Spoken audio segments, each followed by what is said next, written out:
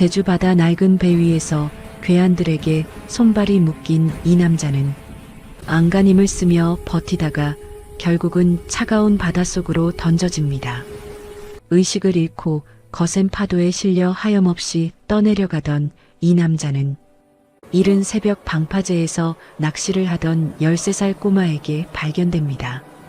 꼬마는 낚시대를 던져 낚시 바늘을 남자의 옷에 걸고 힘겹게 방파제로 끌어냈습니다. 이 남자는 어떤 이유로 죽음의 문턱을 넘어 이곳까지 왔을까요? 사연 시작 전 구독과 좋아요를 눌러주시고 어디서 듣고 계신지 댓글 남겨주시면 그곳에 건강과 행복이 가득하기를 기원하겠습니다. 그럼 오늘의 이야기 시작할게요. 2024년 10월 제주도 북쪽 추자도예요. 인구 2,000명의 작은 섬마을에 새벽이 찾아왔습니다. 새벽 5시 어둠이 채 가시지 않은 방파제에 한 소년이 낚시대를 들고 서 있었어요. 초등학교 6학년 윤지우였습니다. 파도 소리만 들리는 고요한 아침이죠. 지우가 낚시대를 휘두르며 캐스팅했어요. 지가 파도에 흔들렸습니다. 아버지를 잃은 지 9년. 이 집의 가장은 엄마가 아니라 이 아이였습니다. 지우는 매일 이 시간에 이 자리에 섰어요. 학교 가기 전 두어 시간, 학교 끝나고 해질 때까지 낚시를 했죠. 잡은 생선을 마을 식당에 팔아 한 달에 50만 원에서 70만 원을 벌었습니다. 엄마는 일을 할 수가 없었어요. 트라우마 때문이었죠. 지우는 그 이유를 정확히 알지 못했습니다. 그저 아빠가 배 사고로 돌아가시고 엄마가 그 충격으로 제대로 된 일을 못하신다고만 알고 있었어요. 지우가 바다를 바라봤습니다. 20m쯤 떨어진 곳에 뭔가 떠다니는 게 보였어요. 저게 뭐지? 눈을 가늘게 뜨고 자세히 봤습니다. 사람처럼 보였어요. 아니, 사람이 맞았죠. 사람이다. 노인이 파도에 떠밀려 다니고 있었습니다. 손발이 묶여 있는 듯 움직이지 못하고 의식이 희미해 보였어요. 지우가 다급하게 주위를 둘러봤지만 아무도 없었습니다. 파도가 노인을 더 먼 바다 쪽으로 밀기 시작했어요. 안 돼, 저대로면 바다로 떠내려가.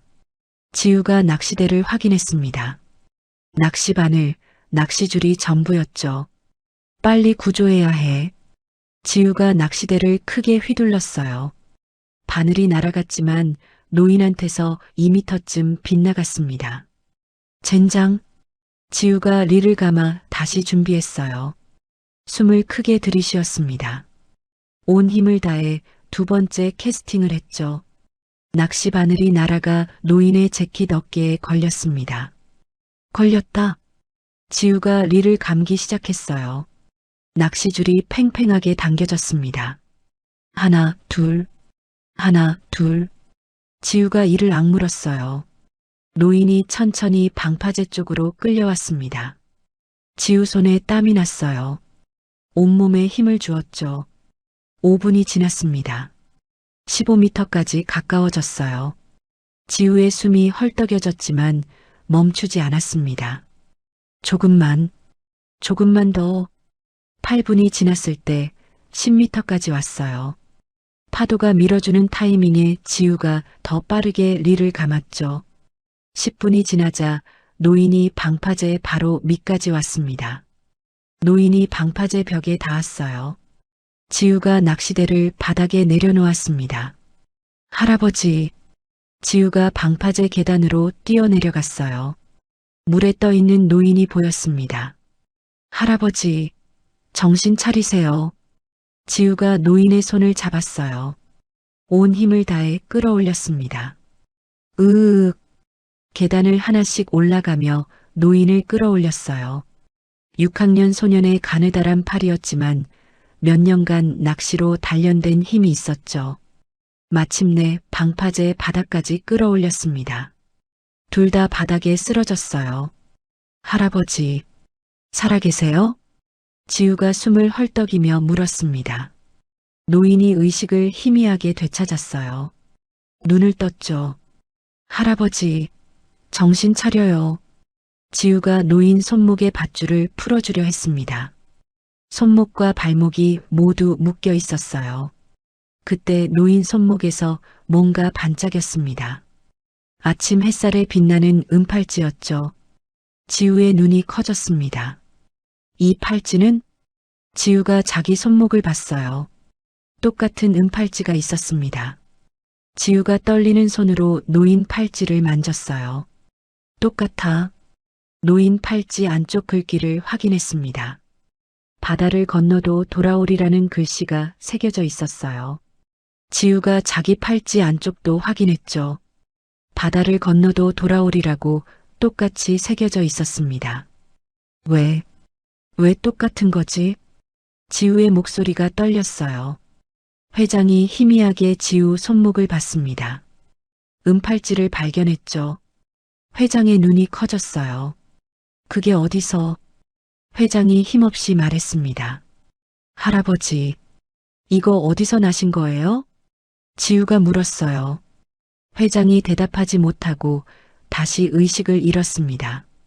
할아버지, 할아버지.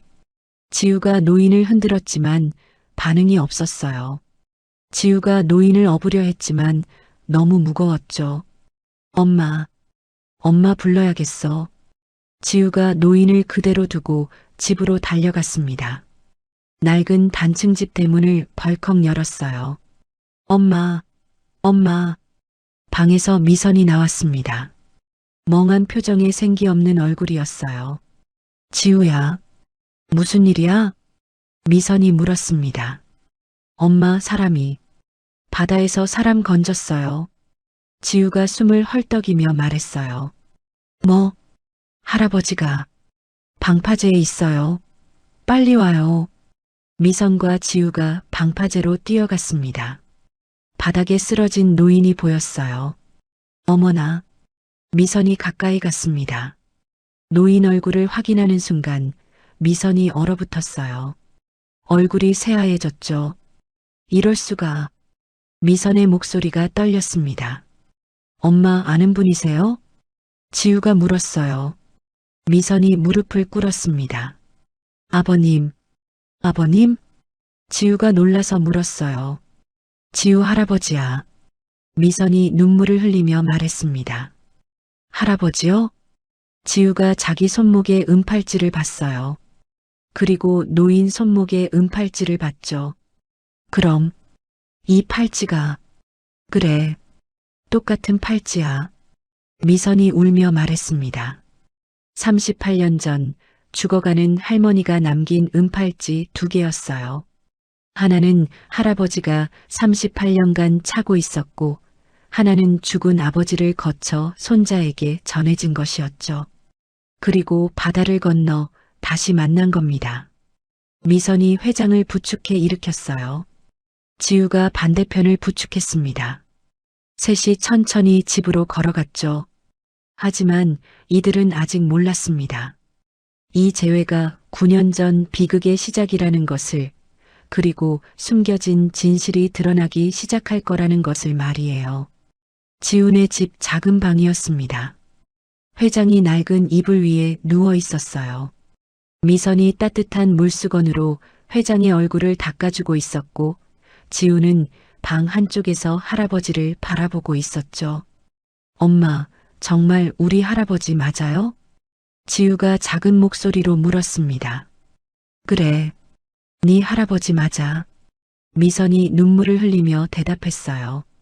그런데 왜 우리한테 안 오셨어요? 9년 동안. 지우야, 그건. 미선이 말을 잇지 못했습니다. 어떻게 설명해야 할지 몰랐죠. 아버지도 우리가 죽은 줄 알고 있었다는 것을, 우리가 숨어 살았다는 것을 어떻게 말할 수 있겠습니까? 회장이 신음소리를 냈어요. 눈을 천천히 떴습니다. 천장이 보였죠. 낡은 천장이었어요. 이곳이 어디일까요? 아버님, 정신 차리셨어요? 미선이 다급하게 물었습니다. 회장이 고개를 돌렸어요. 미선이 보였습니다. 며느리였죠. 죽은 줄 알았던 며느리가 살아있었어요. 미선이? 네, 아버님. 저예요. 어떻게 네가 살아있어? 회장의 목소리가 떨렸습니다. 그건 나중에 말씀드릴게요. 지금은 좀 쉬세요. 회장이 방을 둘러봤어요. 작고 낡은 방이었습니다. 그때 구석에 서 있는 소년이 보였죠. 손목에 은팔찌를 찬 소년이었어요. 저 아이가, 네, 아버님. 성민이에요. 지금은 지우라고 불러요. 성민이, 내 손자. 회장의 눈에서 눈물이 흘렀습니다. 살아있었어요. 며느리와 손자가 살아있었죠. 9년 동안 죽은 줄 알았던 가족이 살아있었습니다. 회장이 자기 손목을 봤어요. 은팔찌가 있었습니다. 38년 전 아내 경희가 죽기 전에 준 팔찌였죠. 회장의 기억이 돌아왔습니다.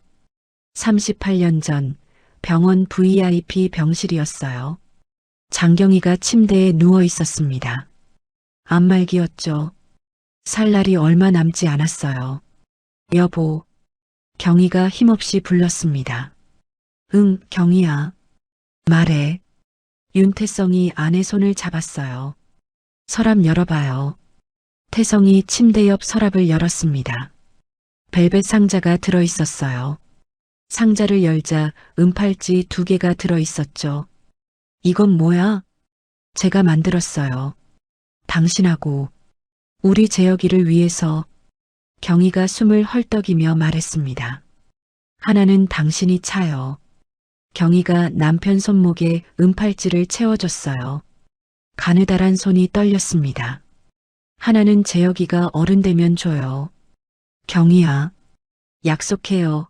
재혁이가 성인 되면. 알았어, 약속할게. 이 팔찌가 우리 가족을 다시 이어줄 거예요. 무슨 소리야, 당신이 직접 줄 수 있어. 바다를 건너도 돌아오리. 경희가 미소를 지었습니다. 그것이 마지막이었어요. 다음 날 새벽 장경희는 숨을 거뒀죠. 태성은 2년 동안 혼자 아들을 키웠습니다. 경희 없는 삶은 너무 외로웠어요. 하지만 다시 사랑할 생각은 없었죠. 경희가 유일한 사랑이었으니까요. 그런데 36년 전 선대회장이 아들을 불렀습니다. 태성아, 앉아라. 네, 아버지. 넌 재혼해야 한다. 예, 아버지, 저는 서양산업 서 회장을 아냐? 그 집 딸 서미란이다. 아버지, 저는 재혼할 생각이 없습니다. 선대회장이 책상을 탁 쳤어요. 이건 네 마음대로 할 일이 아니다. 회사 확장을 위해서다. 하지만 서양산업과 합병하면 우리 천성그룹이 2배는 커진다. 이건 사업이다, 태성아. 아버지, 경희는 이미 죽었어. 재혁이한테 어머니가 필요하지 않냐? 그리고 넌 회장 자리를 물려받을 사람이야. 혼자서는 안 돼. 태성이 고개를 숙였습니다. 이건 명령이다. 알겠냐? 네, 아버지. 태성은 거부할 수 없었어요. 선대회장의 명령이었고 회사를 위한 일이었으니까요. 하지만 마음은 여전히 경희에게만 있었죠. 결혼식 날 태성은 신부 서미란을 받습니다. 차갑고 계산적인 눈빛이었어요. 사랑은 없었죠. 그냥 사업상 계약 결혼일 뿐이었습니다. 서미란도 마찬가지였어요. 사랑 따위는 관심 없었습니다. 그녀가 원한 건 천성그룹 회장 부인이라는 지위, 그리고 언젠가 이 회사를 지배하는 것이었죠. 35년 전 재혼 1년 후 둘째 현수가 태어났습니다. 서미란이 아들을 안고 말했어요. 이 아이가 천성그룹을 물려받을 거예요. 뭐, 당연하지 않아요? 제 아들인데. 큰아들 재혁이가 있어. 전처 자식이잖아요. 서미란의 목소리는 차가웠습니다. 태성은 그때 알았어요. 이 여자와 평생 불행하게 살 거라는 걸 말이죠. 20년 전 큰아들 재혁의 성인식이었습니다. 재혁이 21살이 되었어요. 회장이 보관하던 은팔찌를 꺼냈죠. 재혁아, 이리 와봐. 네, 아버지. 이건 네 어머니가 네가 성인 되면 주라고 남긴 거다. 회장이 아들 손목에 은팔찌를 채워줬습니다. 어머니가 위해 재혁의 눈에 눈물이 고였어요. 네 어머니가 우리 가족을 지켜줄 거야. 소중히 간직해라. 네, 아버지. 평생 간직하겠습니다. 구석에서 지켜보던 서미란의 얼굴이 굳었습니다. 전처 이야기만 나오면 불쾌했죠. 14년 전 재혁의 결혼식이었어요. 아름다운 신부 김미선이 입장했습니다. 행복한 날이어야 했죠. 하지만 계모 서미란의 얼굴은 차갑기만 했습니다. 사모님, 새댁이 참 예쁘네요. 하객이 말했어요. 뭐 얼굴이 다예요? 집안이 중요하지. 서미란이 냉랭하게 대답했습니다. 옆에 서 있던 미선이 고개를 숙였어요. 피로연이 시작되고 서미란이 하객들 사이를 돌아다녔어요. 아이고, 신부 화장이 좀 진한 거 아니에요? 우리 집안은 차분한 걸 좋아하는데. 서미란이 일부러 크게 말했습니다. 주변 하객들이 신부를 힐끗 쳐다봤죠. 미선의 얼굴이 붉어졌어요. 13년 전 손자 성민이가 태어났습니다. 산후조리원에서였어요. 아버지, 손자 보러 가세요. 재혁이 웃으며 말했죠. 그래, 가자. 회장이 병실로 들어갔습니다. 미선이 아기를 안고 있었어요. 아버님, 성민이에요. 내 손자구나. 회장이 아기를 안았습니다. 경희를 닮았어요. 눈이 똑같았죠. 하지만 뒤따라 들어온 서미란의 표정은 싸늘했습니다. 전처 손자로구만. 서미란이 차갑게 중얼거렸어요. 어머니. 재혁이 조심스럽게 불렀지만 서미란은 돌아서 나가버렸습니다. 9년 전 성민이가 4살이 되었을 때였어요. 재혁이 아들을 무릎에 앉혔습니다. 성민아, 이거 받아. 재혁이 자기 손목에 은팔찌를 풀었어요. 성민이가 반짝이는 팔찌를 신기한 듯 만졌습니다. 4살 아이는 예쁜 것을 좋아했죠. 재혁이 아들 손목에 은팔찌를 채워줬어요. 아이에게는 조금 컸지만 아들이 자라면 딱 맞을 거예요. 할머니가 우리 성민이를 지켜주실 거야. 재혁이 아들을 꼭 안았습니다. 그리고 그해 회장이 중요한 결정을 내렸어요. 이사회에서였습니다. 저는 큰아들 재혁을 다음 회장으로 정하려 합니다. 임원들이 박수를 쳤어요. 하지만 구석에 앉아있던 현수의 얼굴이 굳었습니다. 옆에 앉은 어머니 서미란도 마찬가지였죠. 회의가 끝나고 모자가 복도에서 만났어요. 어머니, 이대로 둘 순 없어요. 현수가 낮은 목소리로 말했습니다. 알아. 네 형이 회장이 되면 우린 끝이야. 서미란의 목소리는 차가웠어요. 35년 전 천성그룹의 실권을 잡기 위해 정략 결혼을 했던 여자였습니다. 사랑 따위는 애초에 관심 없었죠. 오직 권력과 재벌 지위만 원했어요. 그럼 네가 회장이 되어야 해. 무슨 수를 써서라도. 서미란의 눈빛이 차갑게 식었어요. 며칠 후 서미란과 현수가 비밀 회동을 가졌습니다. 호텔 라운지였어요. 방법은 하나야. 형 가족을 없애는 거지. 현수가 조용히 말했죠. 사고로 위장하면 돼. 요트 전복 사고 같은 거. 흔적은 완벽하게 처리할 수 있어. 내가 아는 사람이 있거든. 서미란이 잠시 망설이더니 고개를 끄덕였습니다. 하자. 우리 현수가 천성그룹을 가져야 해. 권력 앞에서 서미란은 주저하지 않았어요. 애초에 이 자리를 차지하기 위해 모든 것을 걸었던 여자였으니까요. 회장은 이 모든 것을 몰랐습니다. 자기 아내와 둘째 아들이 무슨 계획을 세우고 있는지 전혀 몰랐죠. 그리고 9년 전 5월 그날이 왔습니다. 회장이 침대에서 천천히 일어났어요. 온몸이 아팠습니다. 아버님, 괜찮으세요? 미선이 부축했죠. 그래, 괜찮아. 회장이 지우를 봤습니다. 손자가 손목의 은팔찌를 만지고 있었어요. 성민아, 아니, 지우야. 내 할아버지, 네 아버지는 어떻게 된 거냐? 미선과 지우가 서로를 바라봤습니다. 아버님, 그건 미선의 목소리가 떨렸어요. 그리고 9년 전 그날의 이야기가 시작되려 하고 있었습니다. 9년 전 5월 제주 남쪽 바다였습니다. 여보, 날씨 정말 좋다. 미선이 요트 갑판에서 웃으며 말했어요. 파란 하늘, 맑은 바다였죠. 완벽한 가족 여행 날씨였습니다. 그러게, 오랜만에 우리 셋이서 나왔네. 재혁이 아내 어깨를 감싸 안았어요. 4살 성민이가 난간을 붙잡고 바다를 가리켰습니다. 작은 손목에 은팔찌가 반짝였죠. 물고기를 발견한 듯 신이 나서 팔랑팔랑 뛰었어요. 그래, 성민아. 저기 돌고래도 있을 거야. 재혁이 아들을 안아 올렸습니다.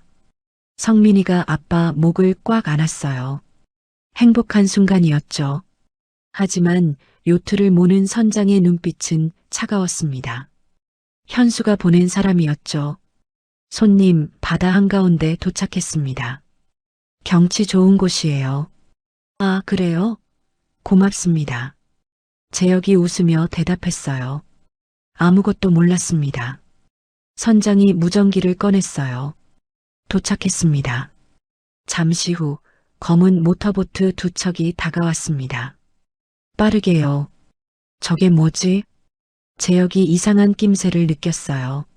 모터보트에서 복면을 쓴 남자 4명이 올라탔습니다.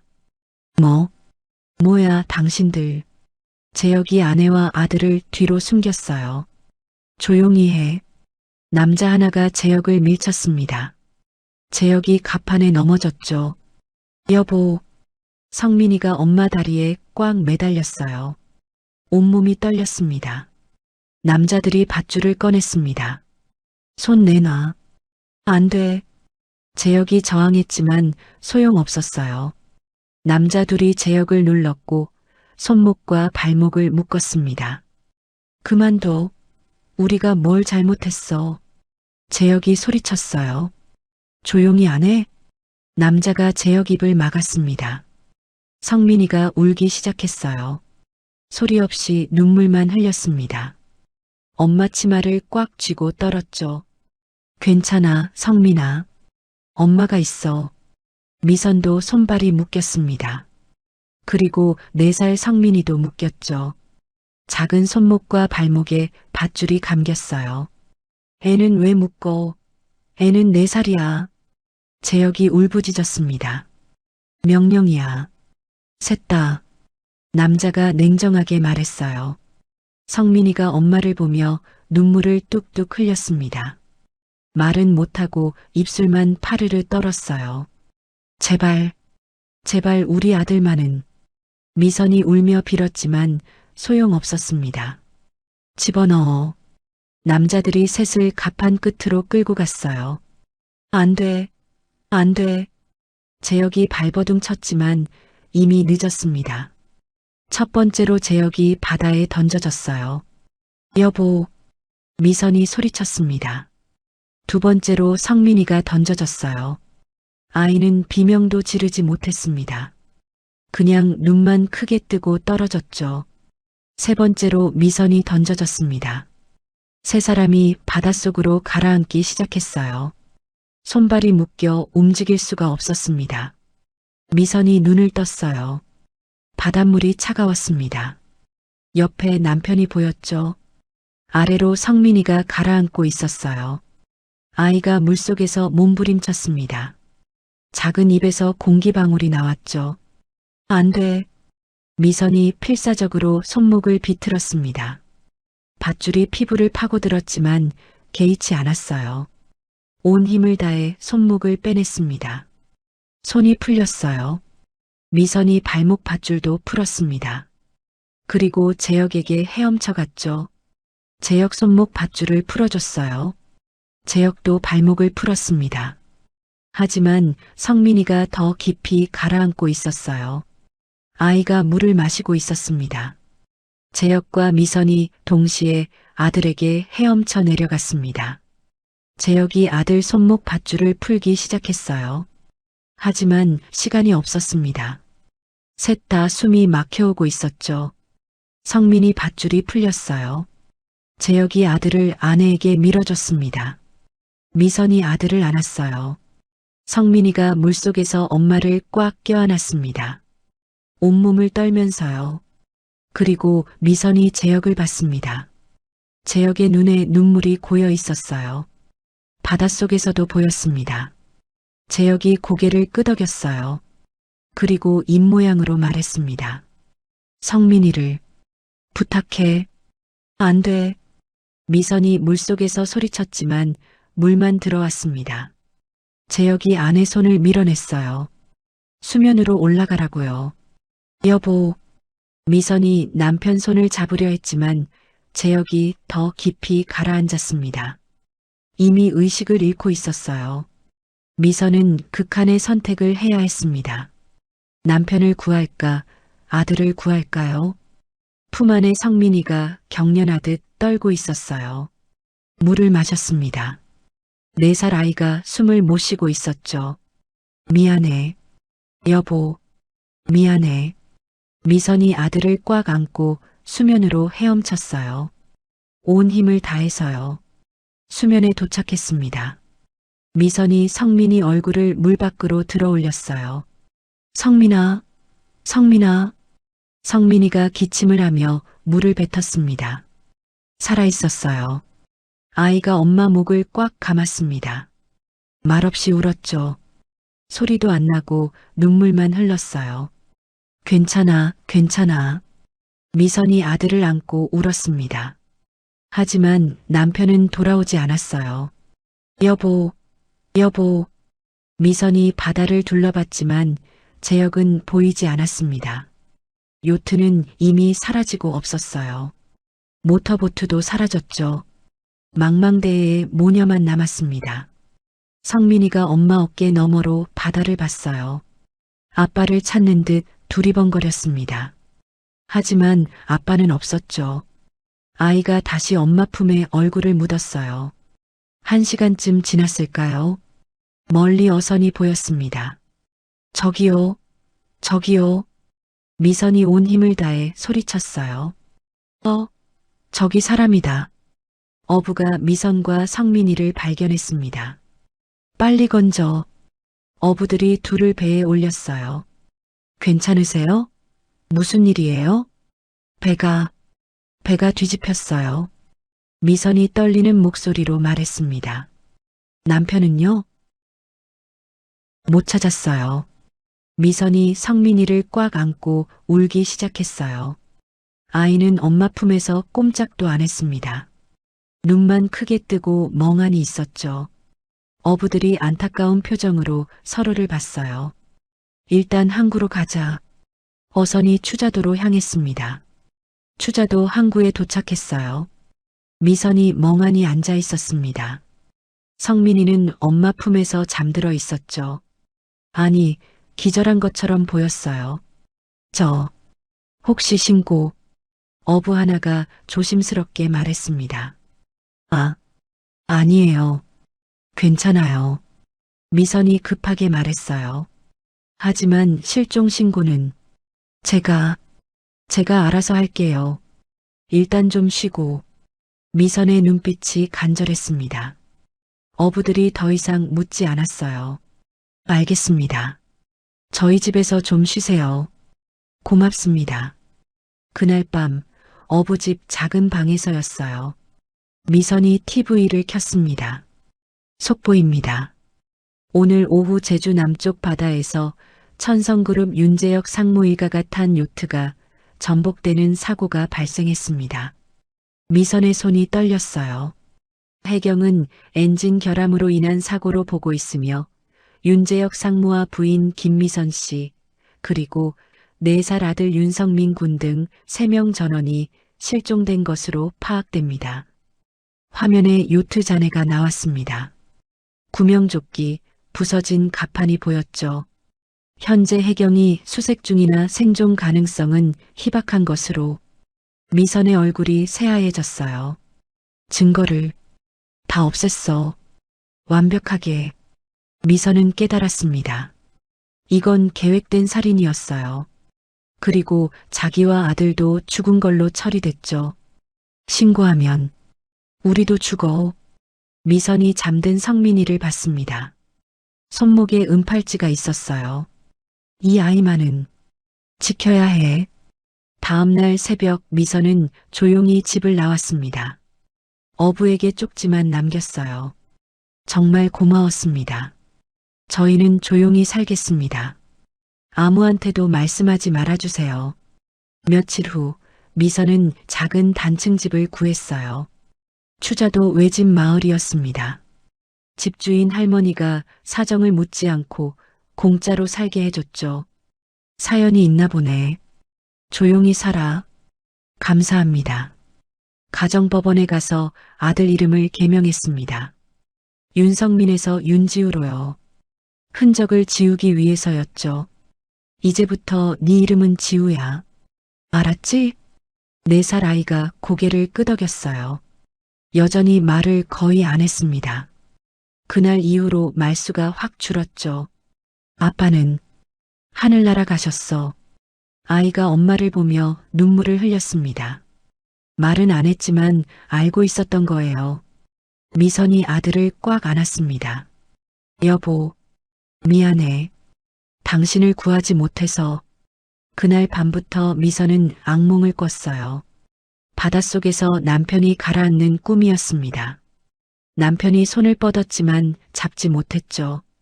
여보, 미선이 비명을 지르며 깼습니다. 식은땀이 흘렀어요. 옆에서 지우가 자고 있었습니다. 손목에 은팔찌를 차고요. 아이가 자면서도 엄마 옷을 꽉 쥐고 있었어요. 놓을까봐 무서운 듯이요. 이 아이만은 지켜야 해. 그 후 9년 동안 미선은 그 악몽을 매일 꿨습니다. 남편을 구하지 못한 죄책감이었죠. 일을 제대로 할 수가 없었어요. 생선 가공 공장에 다녔지만 자주 멍해졌습니다. 칼질하다 손을 베이기도 했죠. 미선 씨, 괜찮아요? 아, 네. 죄송합니다. 공장장이 미선을 불렀어요. 미선 씨, 사정이 있는 건 알겠는데 이러면 일하기 힘들어요. 죄송합니다. 정신 차릴게요. 하지만 나아지지 않았습니다. 미선은 자주 바다만 바라봤어요. 여보, 미안해. 정말 미안해. 이웃들이 불쌍히 여겨 도와줬어요. 반찬을 나눠주고 지우를 돌봐줬죠.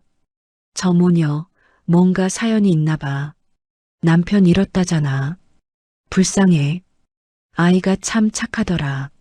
엄마 대신 낚시까지 하고. 지우는 천천히 말문이 트였습니다. 하지만 그날 바다에서 있었던 일은 한 번도 말하지 않았어요.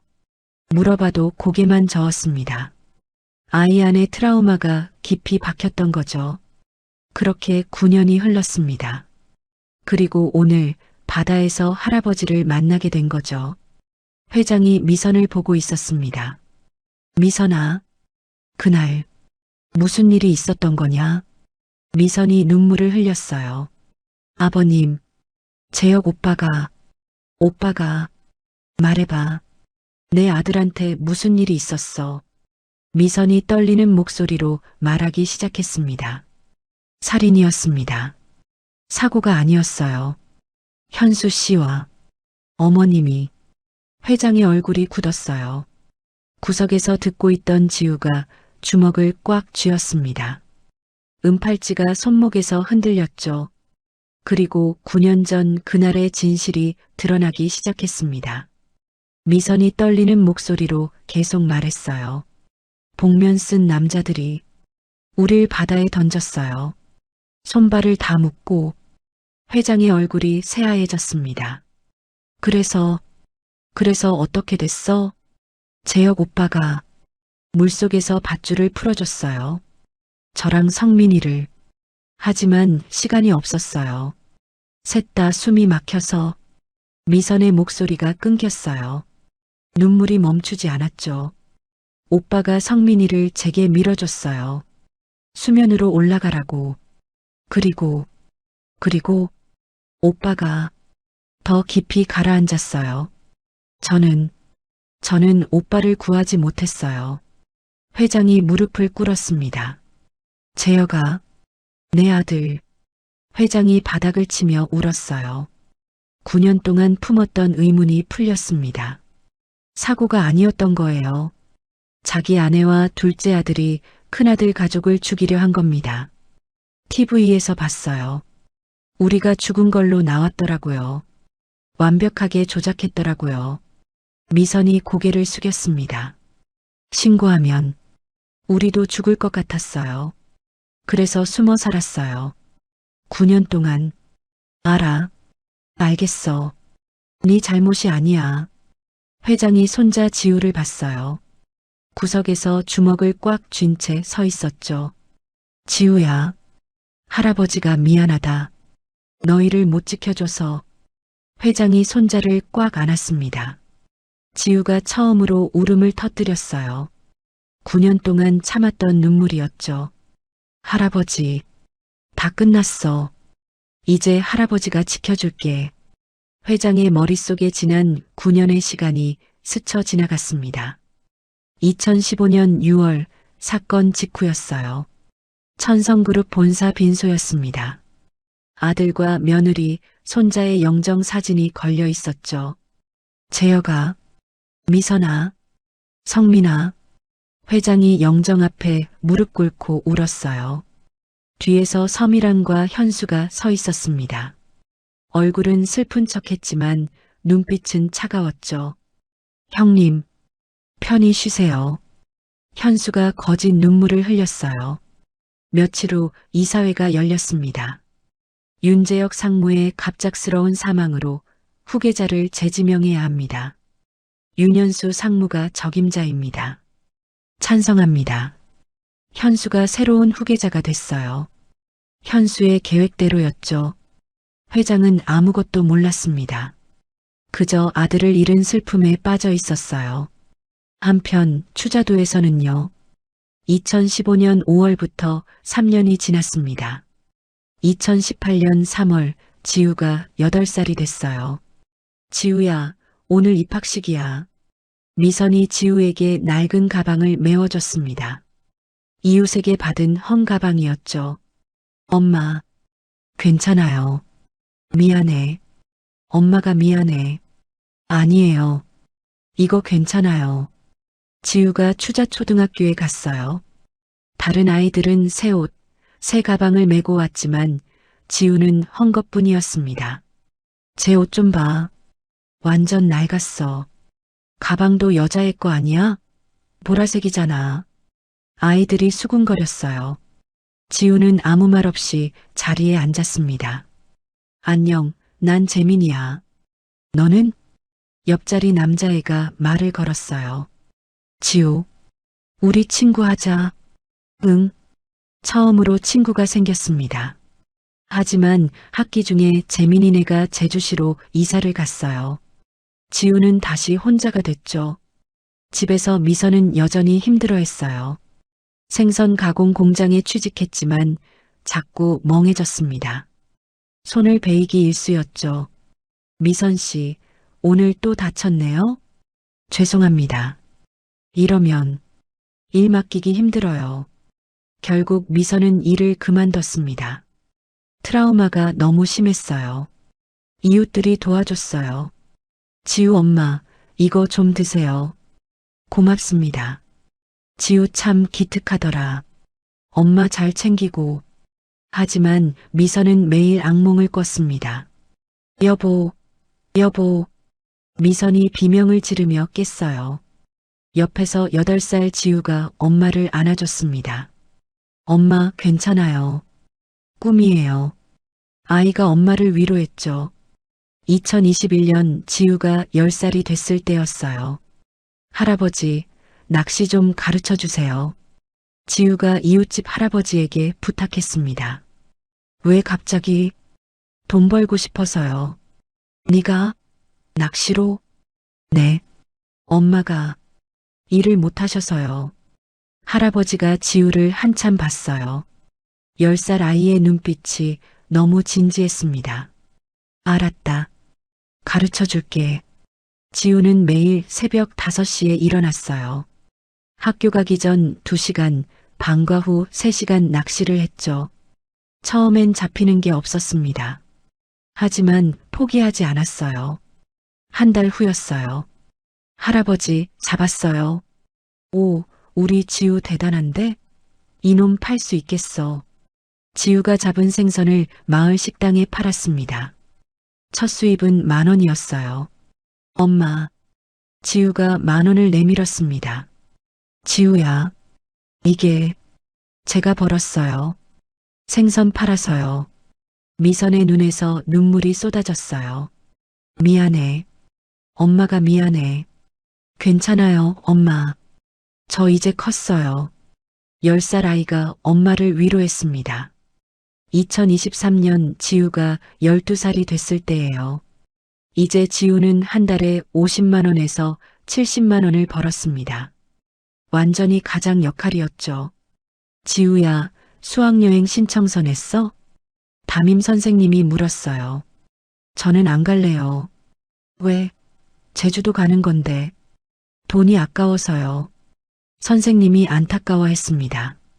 학교에서 지우는 따돌림 당했어요. 야, 지우 옷 좀 봐. 맨날 똑같은 거 입잖아.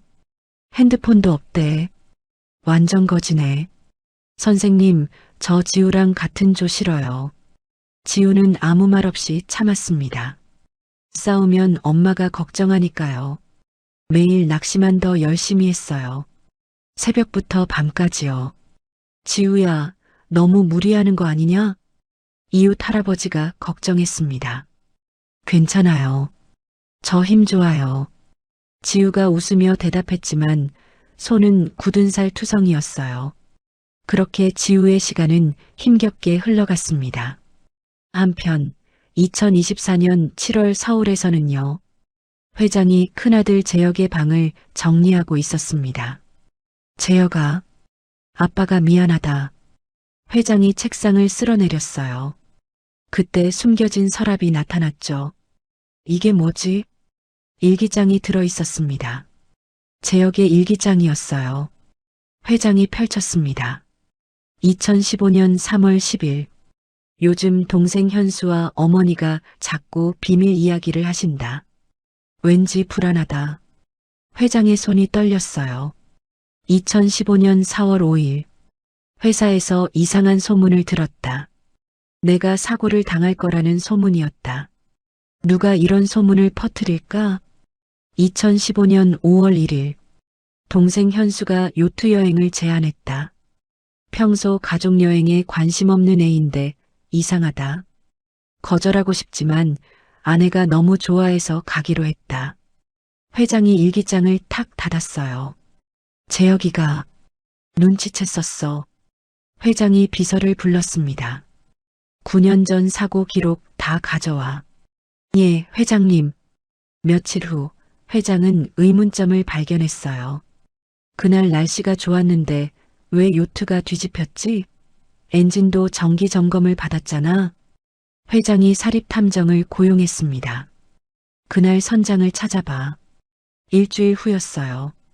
회장님, 선장은 1년 전 교통사고로 사망했습니다. 교통사고? 네, 의문사입니다. 회장이 깨달았어요. 증거를 없앤 거구나. 현수, 네가 한 짓이지. 회장은 조심스럽게 조사를 시작했습니다. 하지만 서밀하니 눈치챘어요. 현수야, 회장님이 9년 전 자료를 자꾸 찾아보신대. 아버지가 알아챈 건가? 조심해야 해. 걱정 마세요. 제가 처리할게요. 며칠 후 현수가 회장을 찾아왔어요. 아버지, 내일 저랑 제주도 가시죠. 바다 구경하면서 이야기도 하고요. 갑자기 오랜만에 단둘이 여행 가고 싶어서요. 회장이 고개를 끄덕였습니다. 그래, 가자. 다음 날 아침 회장과 현수는 제주도로 출발했어요. 비행기를 탔죠. 아버지, 경치 좋은 곳으로 모셔드릴게요. 제주공항에 도착했습니다. 현수가 준비한 차가 기다리고 있었어요. 기사님, 출발하세요. 차가 달렸습니다. 하지만 관광지가 아니라 외진 곳으로 향했죠. 현수야, 여기가 어디냐? 곧 도착합니다. 차가 한적한 항구에 멈췄어요. 배 한 척이 대기하고 있었습니다. 저 배로 추자도 앞바다 구경 가실 거예요. 추자도? 네, 경치 끝내줍니다. 회장이 배에 올랐어요. 현수도 따라 올랐죠. 배가 출발했습니다. 점점 육지에서 멀어졌어요. 1시간쯤 지났을까요? 추자도가 멀리 보이기 시작했습니다. 그때 배 안에서 복면 쓴 남자 둘이 나왔어요. 뭐야, 니들. 회장이 놀라서 뒤로 물러났습니다. 현수야, 이게 무슨 짓이야? 현수가 천천히 다가왔어요. 알고 계셨죠, 아버지? 형을 누가 죽였는지요? 네가 죽였지? 네, 제가 죽였습니다. 어머니랑 같이요. 이 나쁜 놈. 나쁜 건 아버지예요. 왜 형한테만 회사를 물려주려 했어요? 남자들이 회장을 붙잡았어요. 회장이 저항했지만 남자 둘을 당할 수 없었죠. 재혁이랑 성민이는 같이 보냈죠. 9년 전에요. 바로 여기 이 바다에서요. 회장이 울부짖었습니다. 너 이 개새끼. 남자들이 회장 손발을 묶었어요. 밧줄로 단단히 묶었습니다. 이제 아버지도 가셔야죠. 형님한테요. 현수야. 제발. 안녕히 가세요, 아버지. 현수가 차갑게 웃었습니다. 첨벙. 회장이 바다에 던져졌어요. 차가운 바닷물이었습니다. 손발이 묶여 가라앉기 시작했죠. 재혁아, 미안하다. 너를 못 지켜줘서. 의식이 희미해졌습니다. 하지만 파도가 회장을 밀어냈어요. 추자도 쪽으로요. 밤새 표류했습니다.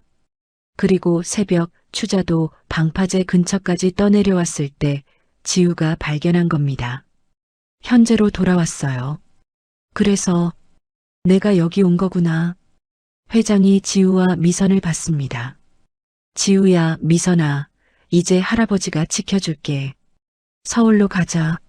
아버님. 하지만 현수 씨가 괜찮아. 내가 다 준비할 거야. 증거도 확보하고 경찰도 믿을 수 있는 사람한테 연락할게. 회장의 눈빛이 결연했어요. 현수와 섬이란 반드시 응징하겠어. 내 아들의 원수를 꼭 갚을 거야. 지우가 할아버지 손을 꽉 잡았습니다. 손목에 은팔찌가 반짝였죠. 9년의 숨은 삶이 끝나고 복수의 시간이 시작되려 하고 있었습니다. 서울로 가자고요? 미선이 불안한 표정으로 물었어요. 아버님, 하지만 현수 씨가 알면. 걱정 마. 조심스럽게 할 거야. 회장이 창밖을 봤습니다. 추자도의 조용한 아침이었죠. 일단 며칠 여기서 쉬면서 계획을 세우자. 내가 믿을 수 있는 사람한테 연락할게. 회장이 핸드폰을 꺼냈어요. 하지만 배터리가 나가 있었습니다. 지우야, 충전기 있니? 아니요. 저희 집에는. 그럼 마을에 가서 사와야겠구나. 회장이 일어서려 했지만 몸이 휘청거렸어요. 아직 기력이 없었죠. 아버님, 제가 다녀올게요. 미선이 회장을 부축해 눕혔습니다. 고마워, 미선아. 미선이 마을 슈퍼에 갔어요. 충전기를 샀습니다. 집으로 돌아와 회장 핸드폰을 충전했죠.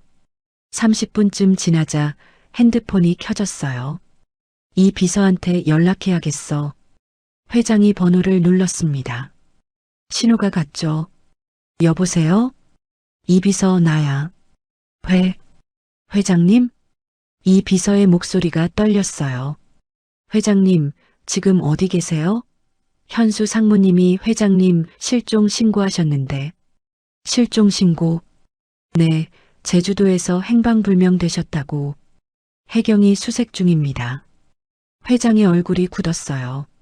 내 말 잘 들어. 지금부터 내가 하는 말은 아무한테도 하면 안 돼. 현수한테도. 예, 회장님. 나 살아있어. 하지만 현수가 날 죽이려 했어. 예. 그게 무슨. 자세한 건 나중에 얘기할게. 지금은 내가 죽은 것처럼 행동해. 알겠지? 알겠습니다, 회장님. 그리고 9년 전 재혁이 사고 관련 자료 다 보관해놔. 절대 버리지 마. 예, 이미 보관하고 있습니다. 잘했어. 며칠 후에 다시 연락할게. 회장이 전화를 끊었어요. 한편 서울 천성그룹 본사에서는요. 현수가 이사회를 소집했습니다. 어제 아버지께서 제주도에서 실종되셨습니다. 임원들이 술렁거렸어요. 해경이 수색 중이지만 생존 가능성은 희박하다고 합니다. 이런. 회장님이 일단 수색을 계속하겠습니다. 하지만 회사 경영은 멈출 수 없으니 제가 임시로 회장 직무를 대행하겠습니다. 임원들이 고개를 끄덕였어요. 회의가 끝나고 현수가 어머니 서미란을 만났습니다. 어머니, 다 끝났어요. 정말 죽었겠지? 확실해요. 손발 묶어서 바다에 던졌으니까요. 추자도 앞바다는 깊어요. 그럼 이제 천성그룹은 우리 거네. 서미란이 차갑게 웃었어요. 형님처럼 시체가 안 나올 수도 있어요. 그럼 더 좋고요. 잘했어, 현수야. 이제 네가 진짜 회장이야. 하지만 둘은 몰랐습니다. 회장이 살아있다는 걸요. 추자도에서 회장은 계획을 세우고 있었어요. 지우야, 미선아. 우리 일단 며칠만 더 여기 있자. 왜요, 할아버지? 서울에서 장례식 치를 거야. 내 장례식을. 예. 그 사이에 내가 증거를 모을 거야. 현수와 서미란을 잡을 수 있는 증거를요. 회장의 눈빛이 결연했습니다.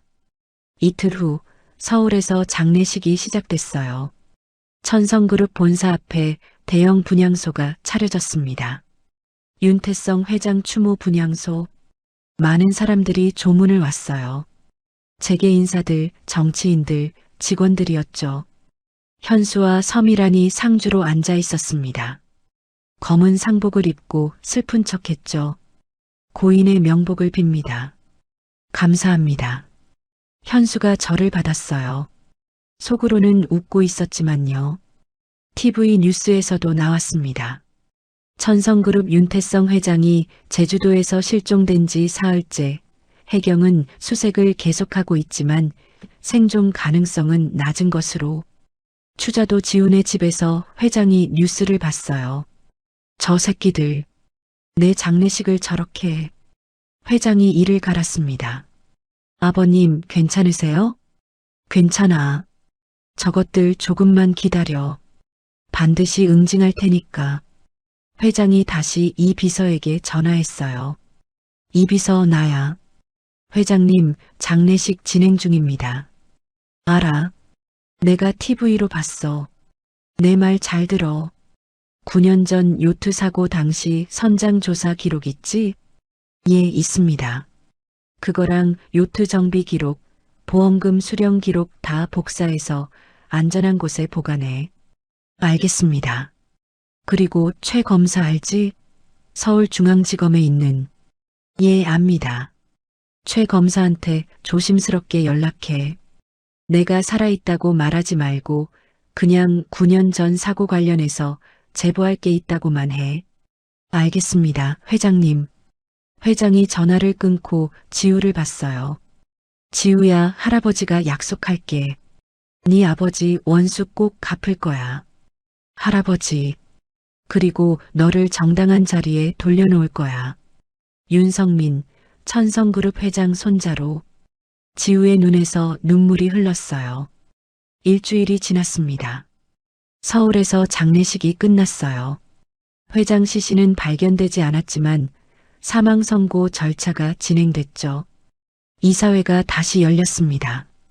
윤태성 회장님의 타계로 새로운 회장을 선임해야 합니다. 윤현수 상무를 천성그룹 회장으로 추대합니다. 찬성합니다. 만장일치였어요. 현수가 새로운 회장이 됐습니다. 감사합니다. 선친의 뜻을 이어받아 천성그룹을 더욱 발전시키겠습니다. 현수가 연단에 섰어요. 겉으로는 슬픈 척했지만 속으로는 기뻤죠. 드디어 내가 회장이야. 회장실에 들어간 현수였습니다. 책상에 앉았어요. 이제 이 자리가 내 거야. 현수가 만족스럽게 웃었습니다. 하지만 그는 몰랐어요. 모든 게 계획대로 진행되고 있다는 걸요. 회장의 계획대로요. 추자도에서 회장이 TV로 취임식을 봤습니다. 좋아. 저렇게 방심하게 만드는 거야. 회장이 이 비서에게 다시 전화했어요. 이 비서, 최 검사 만났어? 예, 어제 만났습니다. 제보자료 전달했고요. 뭐래? 충격받으시더라고요. 그리고 비공식 수사 시작하신다고 하셨습니다. 잘했어. 계속 연락 유지해. 예, 회장님. 회장이 전화를 끊고 미선과 지우를 봤어요. 이제 며칠만 더 있으면 서울로 갈 수 있어. 정말요, 할아버지? 그래. 증거가 충분히 모이면 우리가 나타날 거야. 그때 현수와 서미란의 얼굴을 보고 싶구나. 회장이 창밖을 봤습니다. 바다가 보였어요. 재혁아, 조금만 기다려. 아빠가 꼭 복수해 줄게.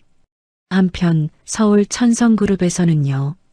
최 검사가 비공식적으로 수사를 시작했습니다. 9년 전 요트 사고 관련해서요. 이게 정말이라면 대단한 사건인데 최 검사가 자료를 보며 중얼거렸어요. 선장 의문사, 요트 정비 기록 조작, 보험금 수령, 그리고 새 회장 윤현수가 수혜자. 최 검사가 수첩에 메모했습니다. 일단 조용히 증거부터 더 모으자. 폭풍 전야였습니다. 회장의 복수가 시작되려 하고 있었어요. 9년 동안 숨어 살았던 손자가 돌아올 날이 다가오고 있었죠. 그리고 현수와 섬이라는 전혀 몰랐습니다. 자기들의 종말이 시작됐다는 걸요. 장례식이 끝나고 2주가 지났습니다. 현수가 새 회장실에 앉아 있었어요. 서류를 보고 있었죠. 상무님, 이사회 자료입니다. 비서가 들어왔습니다. 그래, 나도. 현수가 서류를 넘기다가 이 비서 얼굴을 떠올렸어요. 뭔가 깨름칙했습니다. 이 비서, 요즘 행동이 이상해. 장례식 때부터 이 비서가 자꾸 전화를 받으러 나가더니 며칠 전에는 퇴근 시간에 어디론가 급하게 가는 걸 봤거든요. 경호실장 불러. 네, 회장님. 10분 후 경호실장이 들어왔어요. 부르셨습니까? 이 비서 미행해. 어디 가는지, 누구 만나는지 다 보고해. 예. 이 비서를요? 뭔가 수상해. 당장 시작해. 알겠습니다. 이틀 후 경호실장이 급하게 회장실로 들어왔습니다. 회장님, 큰일입니다. 왜 그래? 이 비서가 어제 최 검사를 만났습니다. 최 검사? 서울중앙지검에? 네, 카페에서 1시간 넘게 대화했고요. 서류 봉투도 전달했습니다. 현수의 얼굴이 굳었어요. 서류를? 무슨 서류? 확인은 못했지만 꽤 두꺼웠습니다. 최 검사면 형사부잖아. 현수가 책상을 쳤습니다. 당장 이 비서 불러. 5분 후 이 비서가 회장실에 들어왔어요. 부르셨습니까, 회장님? 이 비서, 최 검사 만났지? 이 비서의 얼굴이 굳었습니다. 예, 최 검사요? 거짓말하지 마. 다 봤어. 어제 카페에서 만났잖아. 그건 무슨 서류를 준 거야? 아, 아닙니다. 아버지한테 연락받았지? 아버지가 살아계시는 거야? 이 비서가 말을 더듬었습니다. 그럴 리가요. 회장님 돌아가셨는데 이 새끼가 끝까지 거짓말을. 현수가 일어나 이 비서 멱살을 잡았어요. 마지막으로 묻는다. 아버지 어디 계셔? 모릅니다. 당장 나가. 그리고 오늘부로 해고야. 이 비서가 황급히 나갔습니다. 현수가 어머니에게 전화했어요. 어머니, 큰일 났어요. 왜? 아버지가 살아계신 것 같아요. 서미란의 목소리가 굳었습니다. 확실해? 이 비서가 검사한테 뭔가 넘겼어요.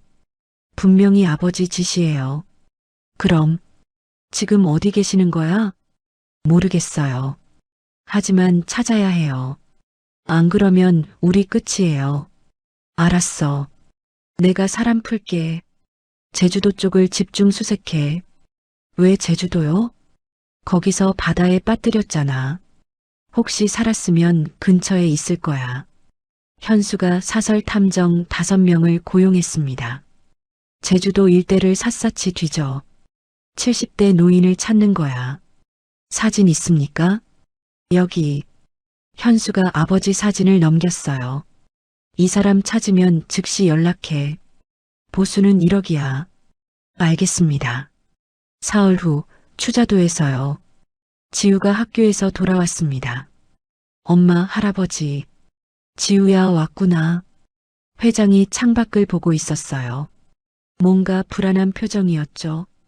할아버지, 왜 그러세요? 아무것도 아니야. 그냥. 그때 미선이 마을에서 달려왔어요. 아버님, 큰일 났어요. 왜 그래? 마을 사람들이 그러는데 서울에서 사람들이 와서 노인 사진 보여주며 찾아다닌대요. 회장의 얼굴이 굳었습니다. 내 사진? 네. 70대 노인 못 봤냐고 돈도 준다고. 현수가 눈치챘어. 회장이 주먹을 쥐었어요. 아버님, 어떡해요? 일단 침착하자. 우리 여기 있는 거 아직 모를 거야. 하지만 그날 오후였어요. 마을 슈퍼주인 아주머니가 지훈의 집으로 왔습니다. 미선 씨, 잠깐 나와봐요. 미선이 나갔어요. 왜 그러세요? 아까 서울에서 온 사람들이 나한테 사진 보여줬는데 미선 씨 집에 계신 어르신이랑 똑같더라고요. 미선의 얼굴이 창백해졌어요. 그게 내가 모른다고 했어요. 하지만 다른 사람들한테도 물어보고 다니더라고요. 조심하세요. 고맙습니다. 미선이 급하게 집으로 돌아왔습니다. 아버님 들켰어요. 마을 사람들이 아버님 사진 봤대요. 회장이 일어났어요. 당장 떠나야겠어. 어디로요? 일단 제주시로 가자. 거기서 서울로 갈 방법을 찾고 셋이 급하게 짐을 쌌습니다. 별로 없었죠? 옷 몇 벌뿐이었어요. 지우야 빨리. 네 엄마. 지우가 가방을 챙겼습니다. 그때 창밖으로 검은 차 2대가 보였어요. 저게 뭐야? 회장이 창밖을 봤습니다. 차에서 정장 입은 남자 4이 내렸어요. 저 새끼들. 벌써 찾아온 거야. 아버님 어떡해요? 뒷문으로 나가자. 셋이 뒷문으로 뛰쳐나갔습니다. 하지만 뒷문에도 남자 하나가 서 있었어요. 어디 가세요? 비켜. 회장이 남자를 밀쳤습니다. 남자가 회장 팔을 잡았죠. 회장님, 조용히 따라오시죠.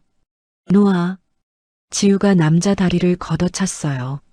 남자가 비틀거렸습니다. 이 꼬마 새끼가. 남자가 지우를 잡으려 했어요. 미선이 남자를 밀쳤습니다. 우리 아들 건드리지 마. 다들 조용히 안 해? 앞문에서 온 남자들이 뒤로 왔어요. 넷이서 셋을 둘러쌌습니다. 회장님, 현수 회장님이 뵙고 싶어 하십니다. 현수 회장? 웃기고 있네. 그 살인자 새끼가. 말 조심하시죠. 지금은 아드님이 회장이십니다. 내가 살아있는데 무슨 회장이야. 그래서 모시러 온 겁니다. 서울로요. 남자들이 다가왔어요. 회장과 미선, 지우를 붙잡으려 했죠. 그때였습니다. 거기 뭐 하는 거야? 마을 어르신들이 몰려왔어요. 10명쯤 됐습니다. 미선이네 왜 괴롭혀? 니들 누구야? 경찰 불러야겠어. 남자들이 당황했어요. 저희는 이거나 미선이 팔라. 어르신들이 미선을 빼앗아 왔습니다. 일단 물러나죠. 너무 시끄러워요. 남자들이 차로 돌아갔습니다. 고맙습니다, 어르신들. 회장이 고개를 숙였어요. 괜찮아요. 근데 저 사람들 뭐예요? 나중에 설명드릴게요. 일단 저희 떠나야 해요. 어디로? 제주시요. 배 시간이? 배는 안 돼요. 저 사람들이 항구 지키고 있을 거예요. 마을 어르신 하나가 말했어요. 네, 어선 타고 가요. 제주시까지 데려다 줄게요. 정말요? 그래요. 빨리 가요.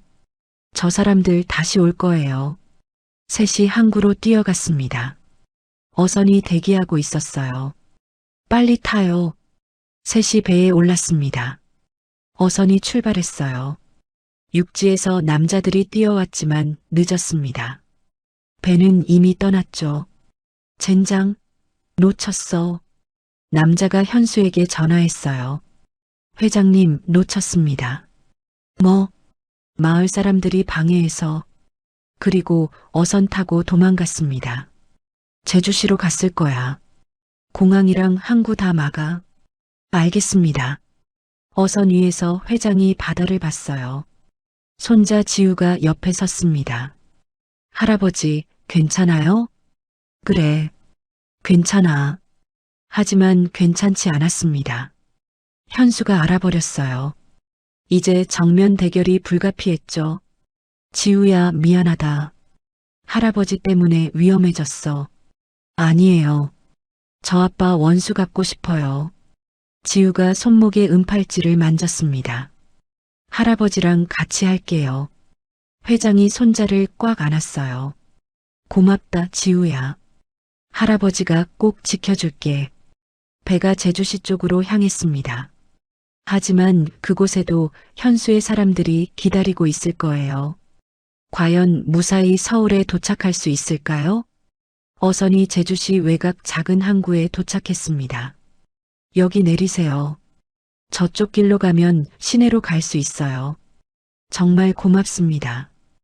회장이 어선 주인에게 고개를 숙였어요. 괜찮아요. 조심해서 가세요.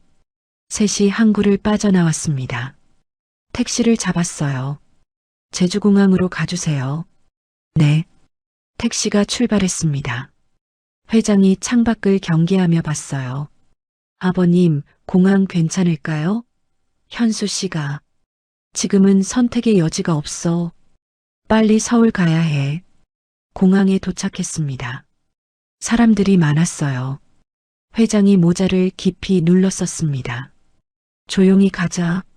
셋이 공항 안으로 들어갔어요. 그때 정장 입은 남자 둘이 보였습니다.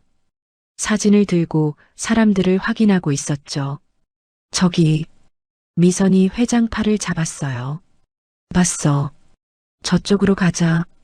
셋이 화장실 쪽으로 돌아갔습니다. 남자들이 못 봤어요. 어떡하죠? 일단 표부터 사자. 회장이 자동 발권기로 갔습니다. 표를 3장 샀어요. 탑승구로 가자. 조심해서. 셋이 보안 검색대로 갔습니다. 줄을 섰어요. 앞에 사람들이 많았죠. 다행이다. 저 남자들이 여기까진 못 들어와. 보안 검색을 통과했습니다. 탑승구로 향했어요. 김포행 943편 탑승 시작합니다. 방송이 나왔습니다. 셋이 줄을 섰어요. 탑승권 확인하겠습니다. 직원이 탑승권을 받았습니다. 확인하고 돌려줬죠. 안녕히 가세요. 셋이 비행기에 탔습니다. 자리에 앉았어요. 지우가 창가 자리, 미선이 가운데, 회장이 복도 쪽이었죠. 휴, 일단 탔네. 회장이 안도의 한숨을 쉬었어요. 비행기가 이륙했습니다. 제주도가 멀어졌어요. 1시간 후 김포공항에 도착했습니다. 서울이다. 회장이 중얼거렸어요. 2주 만에 돌아온 서울이었습니다. 공항을 나왔어요. 회장이 최 검사에게 전화했습니다. 최 검사 나야. 회장님? 정말 회장님이십니까? 그래. 지금 김포공항이야. 만날 수 있어? 예, 당장 가겠습니다. 30분 후 공항 근처 호텔 로비였습니다. 최 검사가 들어왔어요. 회장을 보자 눈이 커졌습니다. 회장님, 정말, 그래, 살아있어. 어떻게, 바다에 빠지셨다고. 현수가 날 죽이려 했어. 손발 묶어서 바다에 던졌지. 최 검사가 충격받은 표정으로 앉았어요. 그럼, 이 비서가 전달한 자료가 다 사실이야. 현수가 9년 전에도 내 큰아들을 죽였어. 회장이 미선을 가리켰습니다. 여기 증인이 있어. 내 며느리야.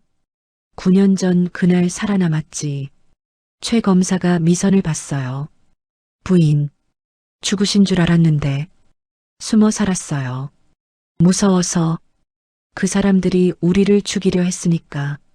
미선이 눈물을 흘렸습니다. 그리고 이 아이가 내 손자야. 윤성민, 지금은 윤지우로 이름 바꿨지만 지우가 최 검사에게 고개를 숙였어요.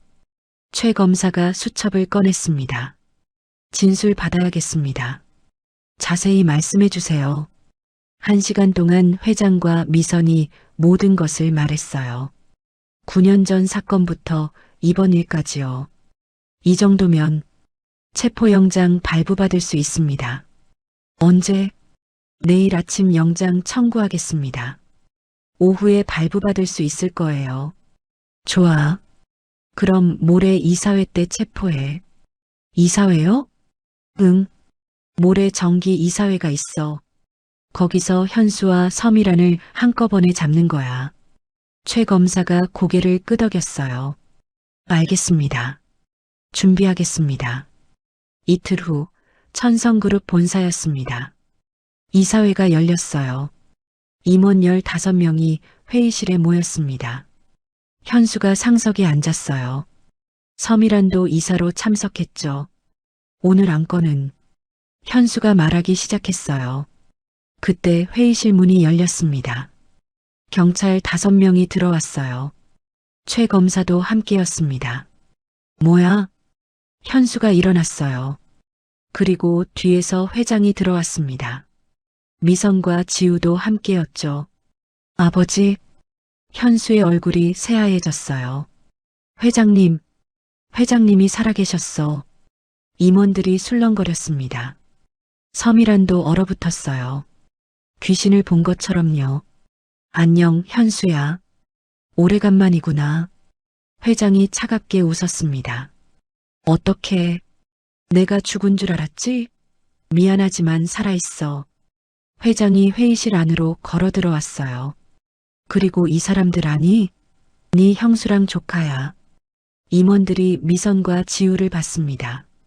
충격받은 표정이었죠. 재혁 상무 부인이, 손자도, 윤현수, 서미란. 당신들을 체포한다. 최 검사가 영장을 꺼냈어요. 살인교사, 살인방조, 존속살해미수 혐의로 긴급 체포합니다. 경찰들이 현수와 서미란에게 다가갔어요. 잠깐, 이게 무슨 소리야? 현수가 소리쳤습니다. 무슨 소리긴. 네가 내 큰아들 죽인 거, 나까지 죽이려 한 거 다 알아. 증거 있어? 있지. 여기 증인도 있고. 회장이 미선을 가리켰어요. 9년 전 그날 이 사람이 다 봤어. 네가 보낸 놈들이 우리 가족을 바다에 던진 거. 미선이 앞으로 나왔습니다. 맞아요. 저희를 죽이려 했어요. 복면 쓴 남자들이. 손발 묶어서 바다에. 미선의 목소리가 떨렸어요. 그리고 선장조사 기록, 요트 정비 기록 조작 흔적, 보험금 수령 내역 다 있어. 최 검사가 말했습니다. 게다가 이번에 회장님 살해 시도까지. 목격자도 있고 CCTV도 확보했어요. 현수가 주저앉았어요. 완전히 끝이었습니다. 현수야. 서미란이 아들을 봤어요. 하지만 어쩔 수 없었죠. 윤현수, 서미란 체포합니다. 경찰이 수갑을 채웠어요. 이럴 수가. 현수가 중얼거렸습니다. 경찰이 둘을 끌고 나갔어요. 회의실이 조용해졌습니다. 여러분, 회장이 임원들을 봤어요. 오늘부터 내가 다시 회장직을 수행하겠습니다. 예, 회장님. 임원들이 일어나 박수를 쳤습니다. 그리고 소개할 사람이 있습니다. 회장이 지우를 불렀어요. 내 손자 윤성민입니다. 앞으로 지우라고 불러주세요. 지우가 앞으로 나왔습니다. 손목에 은팔찌가 반짝였어요. 안녕하세요. 지우가 떨리는 목소리로 인사했습니다. 이 아이가 천성그룹의 정당한 상속자입니다. 9년 동안 숨어 살았지만 이제 돌아왔습니다. 임원들이 다시 박수를 쳤어요. 그리고 며느리 김미선입니다. 미선이 고개를 숙여 인사했어요. 9년 전 우리 가족이 당한 비극. 오늘 진실이 밝혀졌습니다. 앞으로 천성그룹은 정의로운 길을 걸을 것입니다. 회장의 목소리가 떨렸어요. 그리고 내 아들 재혁아. 회장이 하늘을 봤습니다. 아빠가 네 원수 갚았어. 이제 편히 쉬어. 회장의 눈에서 눈물이 흘렀어요. 지우가 할아버지 손을 꽉 잡았습니다. 할아버지, 고맙다 지우야. 네가 할아버지를 살려줘서 이 모든 게 가능했어. 회의실 밖에서는요. 현수와 서미란이 경찰차에 실렸습니다. 9년 전에 완전 범죄가 마침내 밝혀진 거예요. 어머니, 우리 끝났어요. 미안해, 현수야. 엄마가 미안해. 서미란이 울었습니다. 하지만 이미 늦었어요. 경찰차가 출발했습니다. 천성그룹 본사가 멀어졌죠. 9년 만에 정의가 실현됐습니다. 바다에 던져진 가족이 돌아왔고 살인자들은 체포됐습니다. 은팔찌가 이어준 운명이었어요. 할머니가 38년 전에 만든 팔찌가 가족을 다시 모은 겁니다. 바다를 건너도 돌아오리.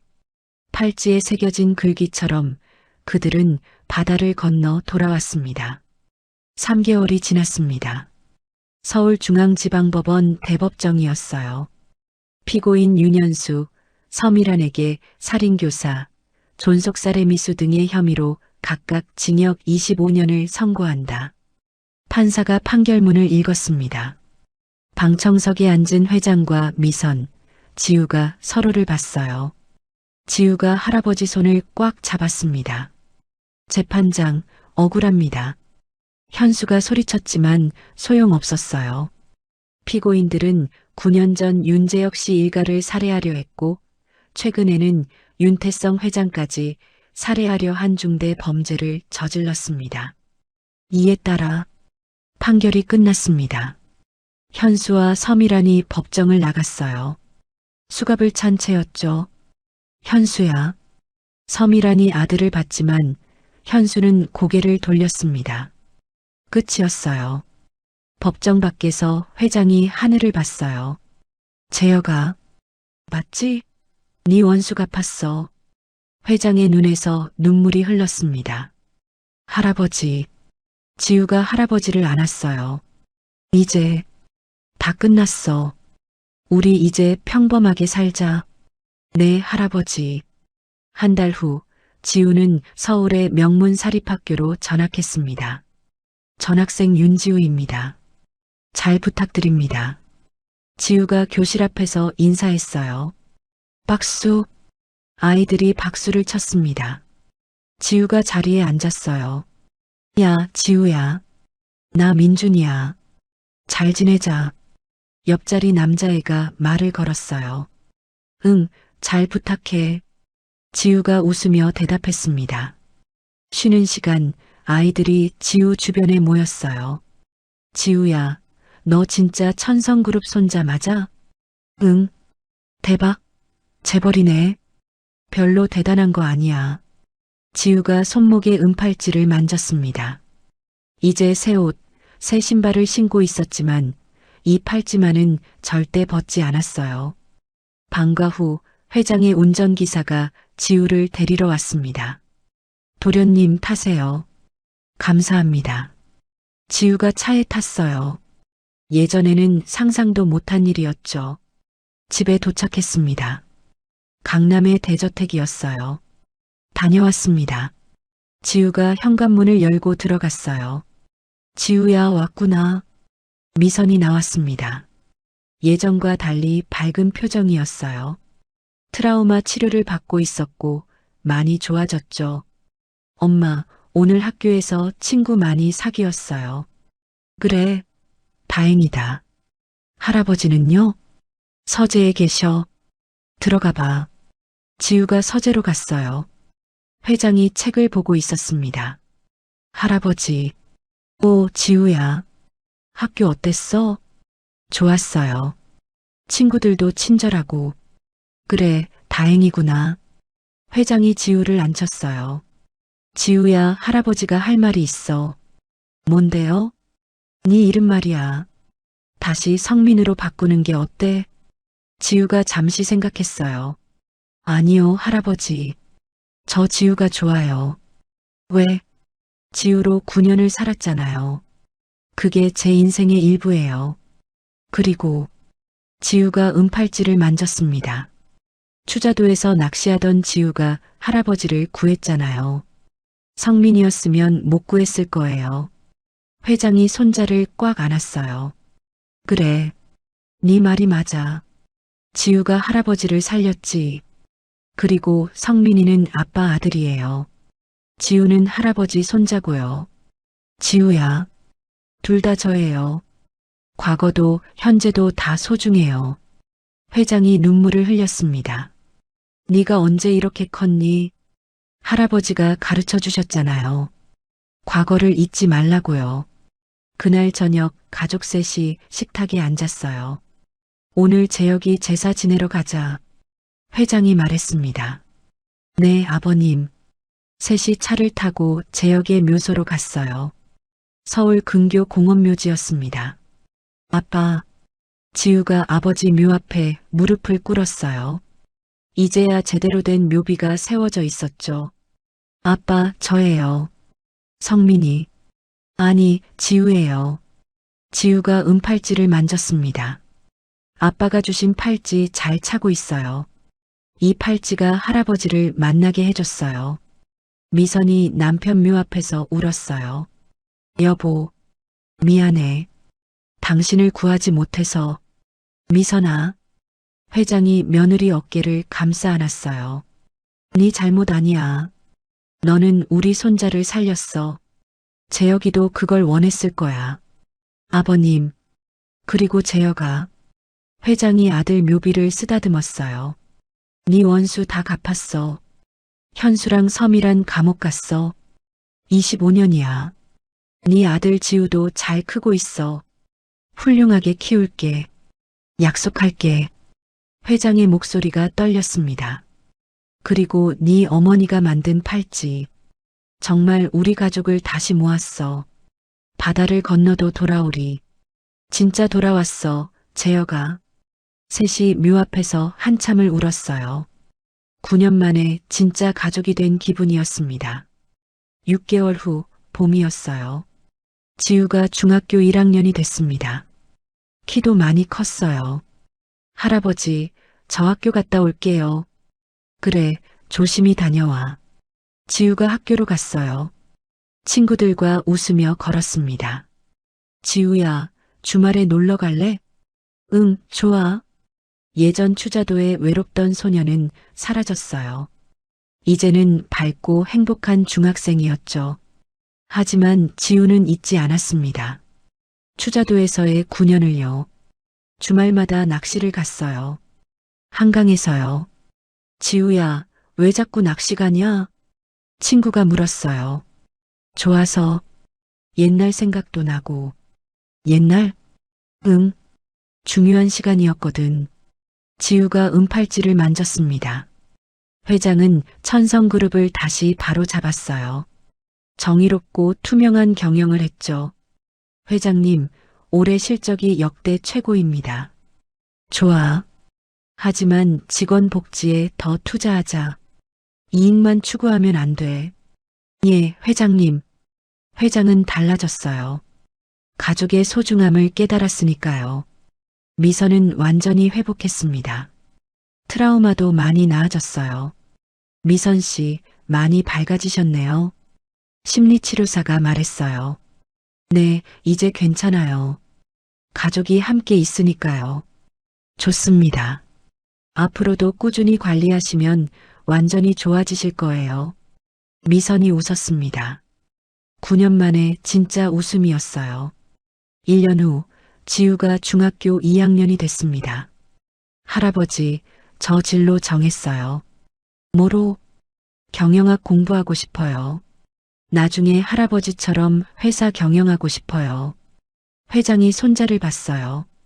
15살 소년이 어느새 의젓해져 있었습니다. 그래, 좋은 선택이야. 할아버지가 다 가르쳐 줄게. 그런데 할아버지, 응? 저 꼭 공부만 하는 회장은 안 될 거예요. 무슨 뜻이야? 직원들 잘 챙기고 정의롭게 경영하는 회장 될 거예요. 할아버지처럼요. 회장이 감동했어요. 네가 그렇게 생각해 준다니. 할아버지 정말 기쁘다. 그날 밤 회장이 서재에서 오래된 은팔찌 상자를 꺼냈어요. 그 안에 편지가 들어 있었습니다. 38년 전 아내 경희가 쓴 편지였죠. 여보, 이 팔찌가 우리 가족을 지켜줄 거예요. 당신과 재혁이를 영원히 이어줄 거예요. 바다를 건너도 돌아오리. 우리 가족은 언제나 함께해요. 사랑해요. 회장이 편지를 가슴에 안았어요. 경희야, 네 말이 맞았어. 이 팔찌가 정말 우리 가족을 지켰어. 재혁이는 못 지켰지만 손자를 지켰어. 그리고 우리 다시 만났어. 고마워, 경희야. 네가 만든 기적이야. 회장이 창밖을 봤습니다. 별이 빛나고 있었어요. 재혁아, 경희야. 지켜봐줘. 우리 지우 잘 키울게. 2년 후 지우가 고등학생이 됐습니다. 학교 성적도 우수했고 친구들도 많았어요. 완전히 정상적인 삶을 살고 있었죠. 하지만 지우는 절대 잊지 않았습니다. 추자도의 그 9년을요. 할아버지, 이번 여름에 추자도 가도 돼요? 추자도? 왜? 은혜 갚고 싶어요. 그때 도와주신 분들한테요. 그래. 좋은 생각이다. 여름방학, 지훈의 가족은 추자도를 찾아갔어요. 어머, 지우 아니냐? 마을 사람들이 반겼습니다. 안녕하세요. 오래간만이에요. 지우가 밝게 인사했어요. 예전과는 완전히 다른 모습이었죠. 아이고, 많이 컸네. 잘생겼어. 고맙습니다. 그때 도와주셔서요. 지우가 어르신들께 선물을 드렸어요. 회장도 마을에 장학금을 기부했죠. 추자초등학교 학생들을 위한 장학금입니다. 받아주세요. 아이고, 이럴 필요까지. 아닙니다. 저희 가족을 살려주셨잖아요. 마을 사람들이 감동했어요. 그날 저녁 지우가 옛날 방파제에 섰습니다. 9년 전 할아버지를 구한 그 자리였죠. 할아버지, 응? 여기서 할아버지 구한 거 기억나요? 그럼 어떻게 잊겠니? 네가 낚시대로 날 구했잖아. 신기해요. 그때 제가 여기 안 왔으면 운명이었던 거야. 네 할머니가 만든 팔찌가 우리를 이어준 거지. 지우가 손목에 은팔찌를 봤어요. 할아버지 손목에 팔찌도 봤죠. 할아버지, 이 팔찌 평생 차고 있을 거예요. 나도 그럴 거야. 이건 우리 가족의 상징이니까. 바다를 건너도 돌아오리. 맞아. 우리 정말 바다를 건너 돌아왔어. 할아버지와 손자가 나란히 서서 바다를 봤어요. 석양이 아름다웠습니다. 9년의 고통이 있었지만 이제는 행복했어요. 잃어버렸던 가족을 다시 찾았고 정의도 실현됐으니까요. 은팔찌 2개가 석양에 반짝였습니다. 38년 전 할머니의 사랑이 9년의 고통을 이겨내고 마침내 가족을 완성시킨 거예요. 할아버지, 사랑해요. 나도 사랑한다, 지우야. 우리 영원히 함께하자. 바다 위로 석양이 지고 있었습니다. 은팔찌가 전하는 사랑은 영원히 계속될 거예요. 바다를 건너도 시간을 건너도 가족의 사랑은 절대 사라지지 않으니까요. 오늘의 이야기가 당신의 마음에 작은 감동을 드렸다면 앞으로도 당신의 여정에 감동 가득한 이야기들로 찾아뵐 수 있도록 구독과 좋아요를 눌러주세요. 그리고 오늘 이야기의 주인공을 위한 따뜻한 응원의 마음도 댓글로 부탁드려요. 당신의 건강과 행복을 기원합니다. 인형극장이었습니다.